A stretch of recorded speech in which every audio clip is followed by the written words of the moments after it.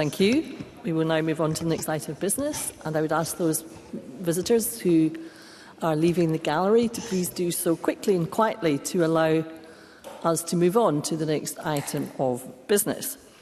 And that is a members' business debate on motion 16978 in the name of Neil Bibby on BBC Scotland's decision to end River City and close its Dumbarton studios. This debate will be concluded without any questions being put, and I would invite those members who would wish to speak in the debate to please press the request to speak buttons, and I call on Neil Bibby to open the debate. Up to 7 minutes, please. Thank you, Presiding Officer, and thank you to all the many members across all the political parties who have supported this motion for debate. This cross-party support shows how River City is an important part of Scotland's culture, and it is held in affection by many of our constituents. In opening, let me address directly why this motion was put forward by my colleague Jackie Baillie and I, and why it is important. Last month, BBC Scotland announced its regrettable decision to cancel River City after more than 20 years on our screens and to close its Dumbarton studios. This decision has many implications for the viewing public, for jobs and for training opportunities in Scotland's television industry. River City is Scotland's only homegrown soap. From when Bob proposed to Zara in a cherry picker, to Scarlett giving birth to Madonna in a taxi. From Raymond blowing up the Tall Ship pub, to this week's jaw-dropping episode, and I won't give any spoilers away, Presiding Officer, it has provided fans with laughs, tears and memorable moments since 2002. It has been long-running and successful too, with the show receiving a number of nominations and awards throughout the past 20 years, most recently winning Best Drama at the Royal Television Society Scotland Awards in 2023 for its 20th anniversary episode. And that's one of the many reasons why there has been real concern expressed about this decision since it was announced. But don't just take my word for it. Over 10,000 of our constituents signed a petition organised by Equity Union calling for River City to be saved within 4 days of the announcement. And an extensive list of hundreds of esteemed members of Scotland's and the UK's cultural sector also oppose the ending of the show and have called on the BBC to think again. Ewan McGregor, Blythe Duff, David Morrissey, Richard E. Grant, Robert Carlyle, Frankie Boyle, Lorraine McIntosh, Irvine Welsh and many, many more have co-signed a letter to the Cabinet Secretary calling for support to stop River City being axed. It's an understatement to say these creatives know a thing or two about the creative sector and they should be listened to. And I look forward to hearing from the Cabinet Secretary on what steps the Scottish Government can take to support their calls and challenge the BBC. The entertainment provided and the awards won by the show has been achieved on a budget of just £9 million, which in the grand scheme of things, I believe represents significant value for money. We know previously around 500,000 people would regularly watch the show. Even considering the declining trend for long-running UK TV productions, recent figures show River City still attracts around 200,000 to 285,000 viewers. This is in the context of greater competitions from streaming platforms and it being moved around its BBC One slot more than any other production. The BBC has a great product here and they should be proud of it. And I believe if it gave the show the consistent slot and the right marketing it deserves, for example by updating the out-of-date information on its website, then those viewing figures would be even higher. But the current figures still represent a sizable proportion of the Scottish public and the importance of linear television. For context, on the weekend of the 12th and the 13th of April, attendances at all Scottish Professional Football League fixtures were just under 140,000. BBC Scotland have stated they intend to protect and increase the budget for drama, and of course we would all want to see that happen. Concerns, though, have been raised that the currently planned replacements will result in 13 fewer hours of production than is currently the case.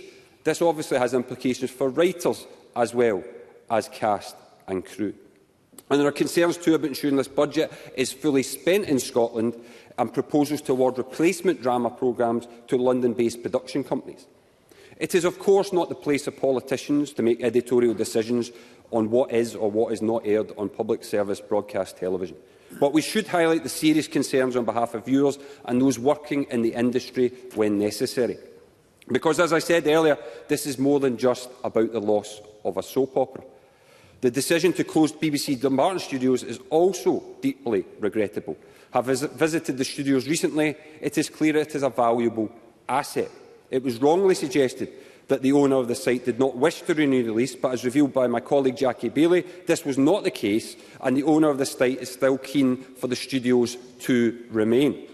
I was impressed by the set when I visited, and given it provides good value for money, and it would be hard and expensive to replicate, it therefore makes little sense to me to close the studios. It has multi-uses too, having been the site for other productions, including Vigil, Shetland and Two Doors Down. We also heard first-hand the importance of training opportunities it provides. All in all, 72 trainees have come through the production in the last 2.5 years alone, with the vast majority of writers and directors being women. And even when River City is not shooting, students from the Royal Conservatoire of Scotland come into the studio and get the chance to film. This gives them invaluable experience to develop in the industry. So this clearly shows it's not just an entertainment show, it is a pathway and a platform for young Scottish talent, with talent such as Sam Heughan going on to star in Outlander. I want to quote the actor Stuart Martin, who has appeared in the show, who has powerfully said, "Losing River City is devastating to an industry that is increasingly brutal to those trying to break into it, in an industry that is increasingly favouring those who can afford to do it and closing its doors to those who don't have the means. It is a necessity that River Cities of this world industry remain." Equity Union have also described this move as a blow to working-class performers. Finally, in closing, Presiding Officer, it's important to acknowledge that River City has a real, tangible social value. There's been significant discussion here and elsewhere about the recent Netflix documentary show Adolescence. Television is a unique forum to explore sensitive subject matters. Throughout its run, River City has confronted difficult topics, including mental health, domestic violence and self-harm. The social value in exploring these topics cannot be overstated. The writers, producers, crew and cast of River City, many of them who are in the gallery today, have done a phenomenal job in doing that, and we should thank them for it. It's difficult to imagine another show being able to fill the void left by River City in this regard, and the BBC should think again. Often we don't fully appreciate what we have lost until it's gone. But in terms of River City and Dumbarton Studios, we've not lost them just yet. And hopefully we see a twist in this plot that means both survive into the future. Thank you, Presiding Officer. Thank you, Mr Bibby. I would say to our visitors in the gallery, you are all indeed very welcome to observe our proceedings, and as observers and not participants in our proceedings, I would ask you please to refrain from clapping or indeed any other form of involvement. Thank you very much in advance for your cooperation. With that, I call Elena Whittam to be followed by Pam Gozo. Ms Whittam. Thank you, Deputy Presiding Officer. First, let me thank Neil Bibby for securing this debate today and bringing this important issue to the Chamber. Because we're not just talking about the cancellation of a television programme, but about the silencing of a cultural voice. A voice that's spoken to and for Scotland for over 2 decades. A voice that has spoken to those of us in the West Coast and the Central Belt in a way that rings true to our own ears and our lived experience. I cannot overstate how vitally important it is for people to see themselves reflected in the media that they consume. I learned this when studying journalism and communications in Montreal in the 1990s at university, and we were taught in the French-speaking part of Canada that authentic voices in our own language and situated in the familiar are key to cohesion and self-worth. It's definitely not a nice-to-have, but institutionally critical. The BBC's decision to cancel River City is more than just a scheduling choice. It's a cultural and an economic setback that Scotland cannot afford. I remember its debut in 2002 well, having managed to get my 3-year-old down for the night in time, and I sat down with a big cuppa and a cake of chocolate. And I must say that by the end of it, I just loved the show.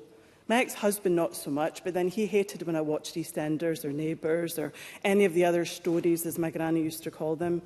And since then, River City has been a vital platform for Scottish storytelling. It has brought the lives, the struggles, the humour and the heart of everyday Scots into our homes week after week. Unlike shows set in London or Manchester, River City isn't filtered through a distant lens.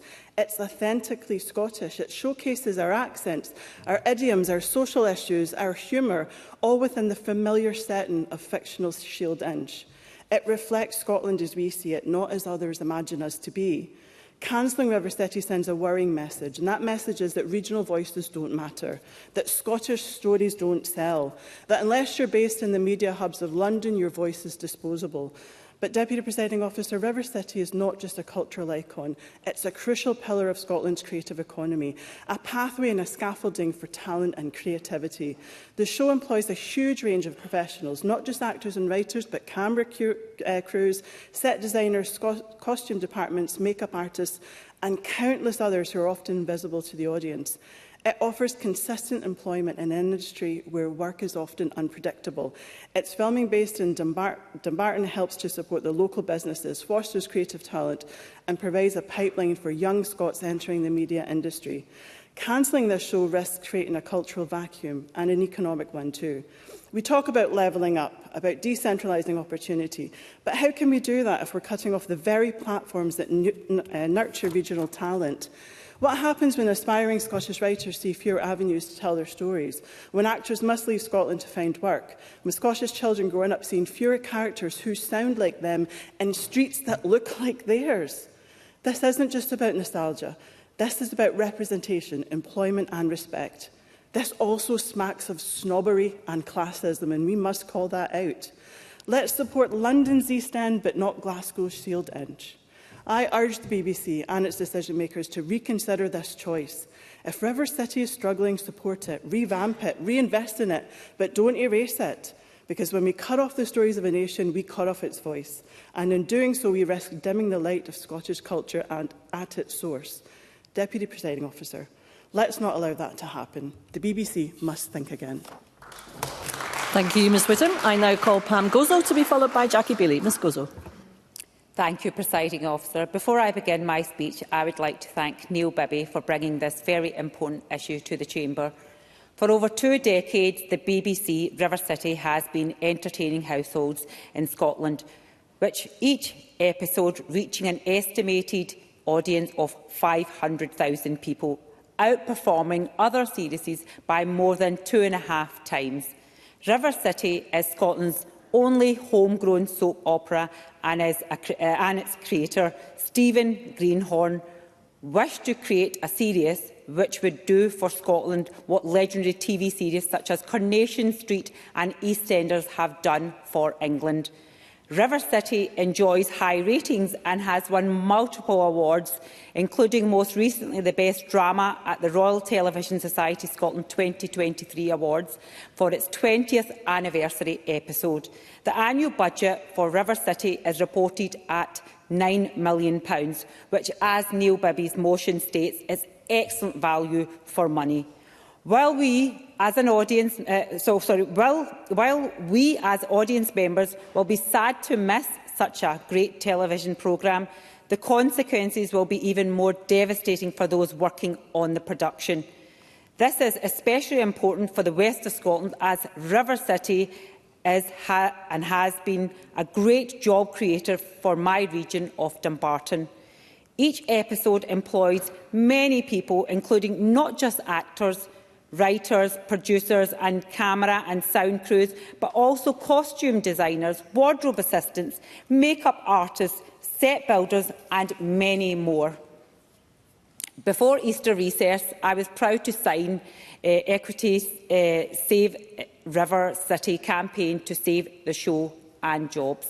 In 2023, I was privileged to visit the set of the series during filming and met with some of the cast members, including the lead actor Stephen Purdon.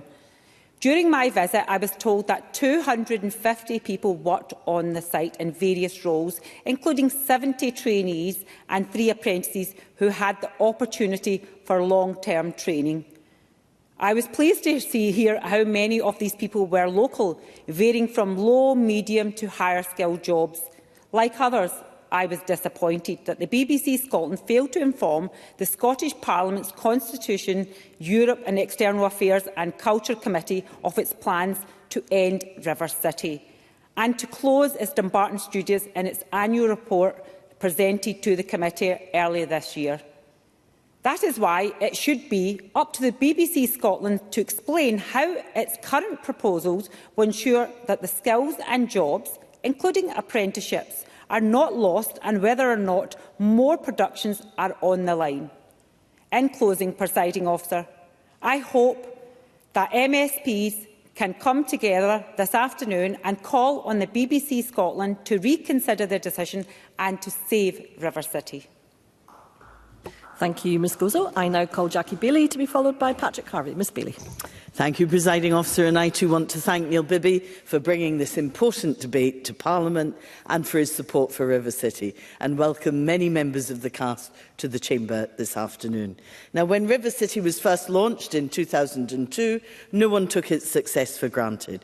I was very proud, though, that Shield Inch was being filmed in Dumbarton. But 23 years later, more than 11,000 people have signed a petition to save it. That is testament to the work of countless writers, actors and producers who have turned it into an iconic part of Scotland's TV landscape. Scottish content for Scottish audiences made right here in Scotland. Because from the start, everyone involved in River City was clear that this was more than just a show.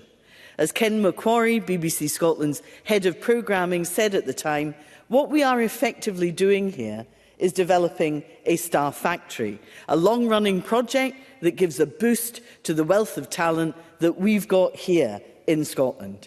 And how right he was. Eric Barlow, who played Tommy Donachie, went on to star in Taggart, Monarch of the Glen, Casualty and Doctors. Gary Lamont, who played Robbie Fraser, recently featured in the hit series Boiling Point and Rivals. Sam Hugan, now the internationally recognised star of Outlander, described his time on the show as incredible. And Renton's own Gail Telfer-Stevens making waves in comedy as well as playing Caitlin McLean. And there from the beginning, Shell Suit Bob, listening in the gallery alongside many other members of the cast. And I have to say that Bob O'Hara is so much part of Scottish culture that we almost made a request for a gallery ticket in his TV name. But it's not just about the actors. River City has also created opportunities for screenwriters, set designers, producers, film crews and others in the Scottish TV and film industry. Not to mention the jobs that come with cleaning, maintaining and catering for a busy film studio. Now, in the past 2 years, 23 screenwriters got their first screen credit on River City, while over a similar period, 5 out of 6 trainee directors were women. This wouldn't have happened without River City. This is a training pipeline for the creative industry, unlike anything anywhere else in the BBC. And there's been lots of talk from the BBC about training going into the future. But there's been nothing on the scale of River City, and there is nothing that they are proposing that will match it. So let's be honest. What we're talking about is not just the closure of River City. We're not just talking about the gap in the TV schedule, important though that is to hundreds of thousands of Scots who tune in each week. We're also talking about a fundamental blow to Scotland's TV and film infrastructure, about freelancers who may decide to move to Manchester or London. And the BBC says it will replace the soap with network drama. But flying in crews to occasionally film in a Scottish castle is no substitute for a homegrown industry. Closing the Dumbarton Studios, where programmes like Vigil and Shetland were filmed, is also short-sighted. So what are the BBC's network plans on drama production in Scotland for the next few years? Is the share of Scottish-produced content now going to fall? Or will it be simply lift and shift drama from another part of the UK? Well, I have to say, I fear the worst. Staff were led to believe that River City was closing because the site owners were selling up. But that is simply untrue. No one denies that there are challenges, but time and again, River City has adapted despite the BBC changing its programme slot and despite switching it to the BBC Scotland channel as well. The BBC has a choice: And I hope it will not be short-sighted. I hope it will reverse its decision to leave the Dumbarton studios. And I hope that the Cabinet Secretary and all members in this chamber will encourage the BBC to make the same decision that they did in 2002. Invest in Scotland's talent, invest in River City. Thank you, Ms Bailey. I now call Patrick Harvey to be followed by George Adam. Mr Harvey. Thank you, Presiding Officer. And as a Dumbarton expat, I'm obviously going to agree with Jackie Bailey about the comment she made about the value of having the creative industries in the town. But I want to thank Neil Bibby for bringing this motion, and it's one that I think should be of importance to everybody, regardless of whether you're a fan of the programme. With deep apologies to our guests, I'm going to freely confess that my TV habits involve rather more spaceships and aliens than we normally see in episodes of River City. I make no apology for that. But I do want the screen sector to be thriving in Scotland, including, as we heard earlier, the critically important issue of telling distinctively Scottish stories, which the big streamers are not necessarily going to fund. And we're only going to have that if we have the ecosystem that makes it possible, and those opportunities for people to get started in their careers. I want to express my sincere thanks to the cast and crew for welcoming me and my colleague Gillian Mackay to a visit recently. And what we saw, I think, for me, was twofold. First of all, the incredible pride that the whole team take in their work, and they're right to take that pride. We've heard a lot about the training work that's been done. I had to say, training work that's not always been done because the BBC told them to do it, but actually sometimes despite the BBC's expectations, and then the team get the credit afterwards. But those huge number of range, from electricians to makeup, costume and props professionals, camera trainees, script editors. I'm not going to list the whole thing. We all know the incredible work that they've done on an inclusive approach to the role that they can have on training. In many ways, soaps like River City and a number of other productions, ongoing productions, do for television and the screen sector what in previous generations weekly rep theatre might have done for the stage. They create those opportunities for people to get their first break. And many of the people that I met don't only work on River City, they spend part of the year working on other productions as well. But I endorse the comment from the hundreds of industry professionals who've added their names to a petition. One writer wrote, "My concern is for those coming along behind me. What about their opportunities, their careers, their finances, their futures, that of their families? What will happen to their break, their lifeline, their support, their welcome to the world of TV drama, which I received?" And that, I think, is what is not going to be replaced by a few individual six-part drama. Even if significant investment goes into those one-off six-part dramas that fits better with the streaming model, with the way television is changing, I'm sure there will be positive value that comes out of that and opportunities for some people to get a job. But it won't provide that ecosystem, that basic level of first and second and third job opportunities that River City has such a strong track record of providing, and which the entire industry depends on. The future even of the folk I met at River City know that they're not working on the highest end, highest value production. They're proud of what they do because of the role that it provides in supporting the entire rest of the industry. And the high-end productions depend on that throughput of talent coming through generation after generation. And that's one of the things that River City does. The second thing, very briefly, Presiding Officer, that I saw from the people that I met was they recognise the industry is changing. And they're not suggesting that everything should be preserved in aspect the way it is. They recognise the industry is changing with that move away from linear television, with the role of the streamers and with the costs of production. But what they want is to be able to continue to ensure that those training and first and second and third job opportunities are there, not just exactly in the way that are happening right now, but for the future of the industry. And, Presiding Officer, that is what I don't see in the BBC's proposals for what is to come after this. So I don't believe that the BBC has offered either an appropriate off-ramp for a model that if they want to change it, or the opportunities for the current team working on River City and for the next and the next and the next generation of people who need their foothold in the industry, because that's what we need if the Scottish screen sector more generally is to thrive. Thank you, Mr Harvey. And I now call George Adam to be followed by Pam Duncan-Glancy. Mr Adam. Thank you, Presiding Officer, and can I thank Neil Bibby for bringing this debate to Parliament today. Initially, I wasn't going to speak in this debate, but after speaking to Mr Bibby when we were at the Culture Committee today, I managed to get myself into a bit of a rage about what's happening here. So I've managed that just down to a wee bit of a rammy at the stage at the moment. But I think one of the things, there is a snobbery when it comes to soap operas in general within our cultural landscape, and particularly with River City, because River City speaks in my voice. And that same snobbery can actually be in this place as well, because I have been kind of criticised by members of the public for the way I speak in Parliament. But this is my voice, and this is the way I speak, and it's the way my community speaks.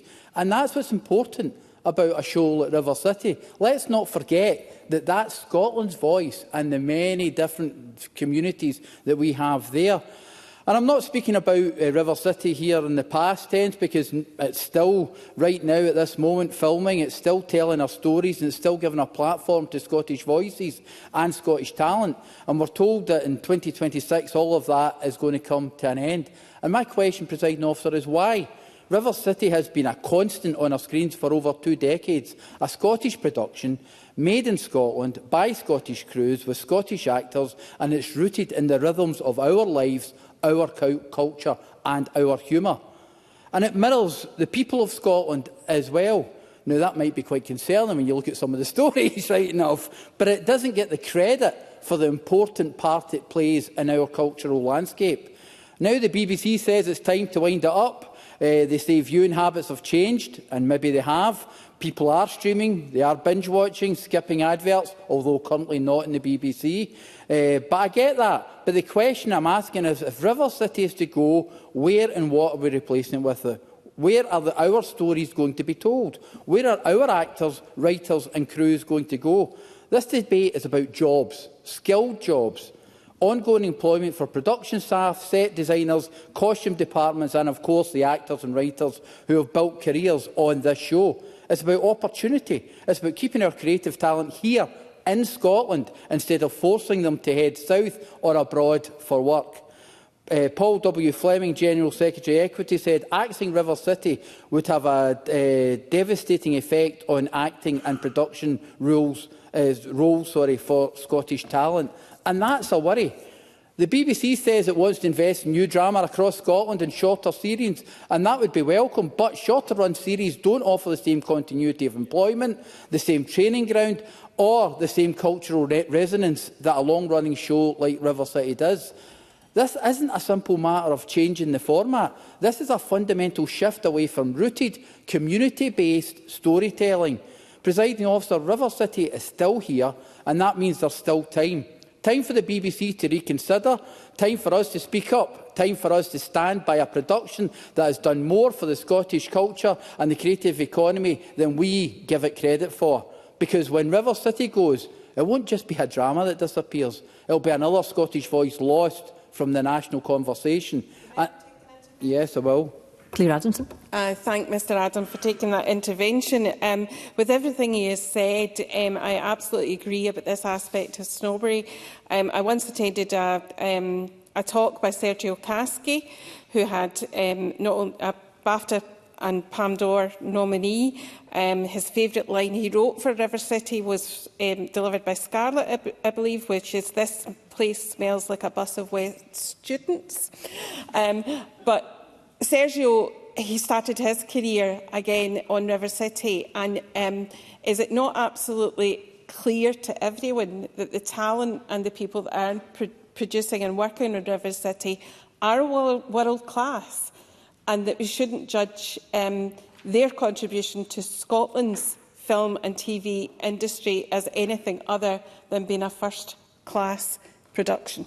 George Adam. Yeah, Yes, I agree wholeheartedly with that, because the whole point of that is with a long-running drama like River City, you have the opportunity to develop that talent further, give people second chances, because we all know that not everyone gets their first chance and is successful within the creative industry. So you give people that ability to actually develop their talent further and move on. But it's also important that we still have that conversation. We still have that voice, that Scottish voice, where we can actually see our lives in television. And that's important, and it's something I keep going on about, and it's something this Parliament should go on about. So I ask myself, Presiding Officer, what's BBC Scotland's long-term plan? What's their end game in this? Is this just another cut of Scottish talent, of Scottish TV programming, or is there any real commitment to Scottish storytelling? Let's not allow River City to quietly be written out of our cultural future. Let's fight for the stories, the voices and the people who make Scotland's creative life vibrant and visible. Thank you, Mr Adam. And I now call Pam Duncan-Clancy, who will be the last speaker before I ask the Cabinet Secretary to respond to the debate. Ms Duncan-Clancy. Thank you, Deputy Presiding Officer. And I want to begin my contribution, as others have, by thanking my colleague Neil Bibby for bringing this important debate to the Chamber and for his tireless work standing up for Scotland's cultural sector. I'd also like to thank Equity, the union, for working closely with us to highlight the impact of this decision and for working day in, day out for their members and for the rights of workers. The decision to end River City is a blow for fans of the show and has wide-ranging consequences for many who worked on it: the actors, the crew, the producers, the educators and, most of all, the young people and early career professionals who stand to benefit from the opportunities that River City could provide in the future. Because, make no mistake, this is not just about one television programme, and it's not just about one studio. This is also about opportunity. It's about the very infrastructure relied on to train and support the next generation of talent in Scotland's creative industries. River City is one of the only year-round, high-volume production environments in the country. It offers stable work, it offers training, on-the-job opportunities, and work on it is a crucial part of the college and university offer in the creative industries across Scotland. Crucially, Deputy Presiding Officer, it offers access especially for people who don't easily access the creative industries, those who don't have the networks or resources to break into the industry on their own. Women, disabled creatives and early career creatives, to name a few. Since the decision to do this has been announced, I've heard from various educational institutions across Scotland about how crucial it is to learning and teaching in their creative courses. Glasgow Caledonian University's MA in Television Fiction Writing, the only course of its kind in the UK, has for years relied on its relationship with River City to give students their first professional credits. Dozens of graduates have gone on directly into jobs on the show. At the University of St Andrews, their MA in Playwriting and Screenwriting was on the brink of forming a partnership with the production team, with the aim of giving students experience in a working story room, something that wouldn't exist anywhere else in Scotland at this scale. The Theatre School of Scotland has provided testimony that speaks for so many, that River City offers a rare chance for young actors to see themselves on screen and take their first steps into the industry. And what do all of these have in common? They all speak to the same thing, that River City is more than a programme. It is a platform, and as the head of programming in the BBC then called it, and Jackie Bailey has referenced this already today, a star factory. Its closure would leave a vacuum that we're not currently prepared yet to fill. The BBC has suggested that it will make space for new projects and build on the work of the River City Academy. But it is, Presiding Officer, very hard to see how this can be replicated without the presence, scale or permanence that River City provides. It's crucial that a strategy to ensuring that the training, skills and access to work pipeline that it provides is protected. It's also crucial that decisions are taken in consultation with this Parliament, with the sector, with creatives themselves, with trade unions and the institutions that now find themselves scrambling to adjust to the potential consequences if the decision goes ahead. Presiding Officer, this is simply not good enough. The screen industry in Scotland is a sector of national importance. It's a driver of jobs, of creativity, of education, of opportunity and of our national identity. And that future cannot be delivered without the investment in River City and the skills it offers, the proper infrastructure that comes with it. Without that, there will be a vacuum. And without due regard to the people or places and the institutions that are affected, we can't fully appreciate the impact of this decision. So today, like others, I ask the BBC to change its mind, to do what it has so far refused to do as well, to reconsider this decision, to provide clarity on the decision-making, to engage with the Parliament and with stakeholders, and to bring forward a renewed decision or a credible plan. And I am asking the Scottish Government to take this seriously today, to support our educators, to work with the industry and to use the powers and influence it has to prevent River City from ending, because the decision has not yet taken fully place. We can save the show, and I urge the Government to take everything they can do to make sure that happens. Presiding Officer, this is not irreversible. I believe we can act, and we have to do so with urgency, with purpose and with a clear commitment to the future of Scotland's creative economy. Thank you, Deputy Presiding Officer. Thank you, Ms Duncan Clancy. And I now call on Angus Robertson, Cabinet Secretary, to respond to the debate. Around 7 minutes, please. Presiding Officer, I'm pleased to be able to respond on behalf of the Scottish Government on this important debate, and I thank Neil Bibby for raising this motion and pay tribute to the River City cast and crew, many of whom are with us here today, as well as to Equity to the Writers Guild, who have provided such strong representation in recent weeks on this subject.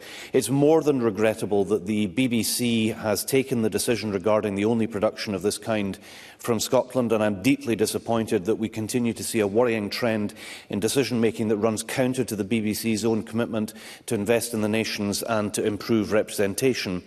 Scottish Government could not be clearer. We expect the BBC to be doing more for our audiences and for our creative industries, to develop skills and training opportunities, to support quality jobs, to create high-quality programmes in Scotland and to serve Scotland's diverse audiences equitably. As the many strong contributions that we've heard today emphasise, this is a critical discussion, and we must take the time to acknowledge the vital role that a production like River City has for our creative economy and to the many talented individuals that work on it. While editorial decision-making, of course, sits with the BBC, it's right that we speak out and urge against decisions that impact on services, on skills, development and on jobs in Scotland. And the BBC is accountable to Scottish audiences, and it should be delivering a service that meets the needs here in Scotland. When I recently met with the BBC Scotland Director, I was clear that investment, skills and jobs opportunities must remain in Scotland, and we expect to see these increase. This is particularly important given the historic imbalance that has existed in terms of the proportion of licence fee income raised in Scotland being spent here. And I've also recently met with Ofcom to discuss wider production in Scotland and urge the regulator to ensure that the BBC is meeting its obligations in delivering for viewers and for Scotland's creative professionals. As many members have highlighted today, people working in Scotland's screen sector must continue to access meaningful career and skills development opportunities, as they have been able to do through River City's Training Academy. River City has been an important kick-starter for many careers, and it's vital that the BBC considers how it will continue to ensure that people can develop successful careers in Scotland. I will continue to press the BBC to deliver increasing opportunities for people in Scotland, as well as continue the positive diversity of inclusion work that River City has supported. And on the matter of talent development and Scottish-originated production growth, Screen Scotland is also closely engaging with the BBC, including through their MOU, to enable more new original content being made and Scottish-based talent being developed. I'd like to take the opportunity to highlight the BBC Charter and the upcoming review. The Charter is essential in delivering the BBC's public service remit, of which supporting the creative economies in the nations is a key purpose. The Scottish Government's powers to bring about change in broadcasting policy are limited. However, we will do everything that we can to press the BBC to strengthen its investment and ensure that decision-making is not adversely impacted on a crucial public purpose. As I touch, I'd be happy to give way. Patrick Harvey. I'm grateful, and the Cabinet Secretary is right to put some of this in the context of the Charter renewal, because one of the things that has changed and is not going to go back to the way it was is that at the beginning of the era of BBC, the licence fee funded public service broadcasting dominated production. Now production is dominated by commercial models, including the big streamers, and they are not funding the infrastructure and the ecosystem in the way that the BBC used to. So does the Scottish Government support the idea of a levy on the streamers so that we have revenue funds to invest in productions, whether by the BBC or anyone else, that create that ecosystem and can sustain what the BBC at the moment doesn't want to sustain? Cabinet Secretary. Well, I'm open to looking at all avenues that would support the growth and the retention of the screen sector in Scotland, and that includes a proposal that he has made. I think it's also important to put on record that the rules that have existed in relation to screen production in Scotland clearly have been breached. Most certainly when it comes to the spirit, if not the letter, of the rules in terms of production in Scotland. And frankly, the BBC is being watched very closely by what it does, and this will form part of our approach to charter renewal. And I just make the point, normal countries decide broadcasting policy. We don't do that in Scotland. Broadcasting policy is reserved to Westminster. Would we be having this debate as we are having this afternoon if broadcasting was a power that the Scottish Parliament could exert direct influence over? I think not. So that's also something we should reflect on, because it doesn't need to be so. I believe this Parliament should be in charge of Scotland's broadcasting policy. As I touched on earlier, the Scottish Government has been critical of the level of BBC spend in Scotland, and while we have seen improvement, it is an issue that we remain seized of and we expect to see covered in the Charter review. We also expect continued and more effective efforts from the BBC to move commissioning power to Scotland, to ensure that more Scottish-originated productions are able to showcase the incredible talent that we have in Scotland. Improved equity, diversity and inclusion, as well as authentic representation, are best delivered by commissioning content from within Scotland. And the Scottish Government will continue to make these views clear in our engagement with the BBC, with Ofcom and with the UK Government, including with regard to the forthcoming Charter review. And in order to strengthen delivery of services for audiences and support for the creative sector in Scotland. Having sustainable jobs and production businesses based in Scotland is essential to maintaining and developing a strong, sustainable, growing Scottish screen sector, which the Scottish Government is committed to growing to reach £1 billion in gross value added by 2030. Returning to the motion, I reiterate my regret that the BBC has taken this decision and that we continue to see a number of challenges to the rebalancing of public service broadcasting in relation to Scotland. The Scottish Government does not believe that audiences and our creative sector are currently being adequately served, and our view is that it is unsustainable that broadcasting remains reserved to Westminster.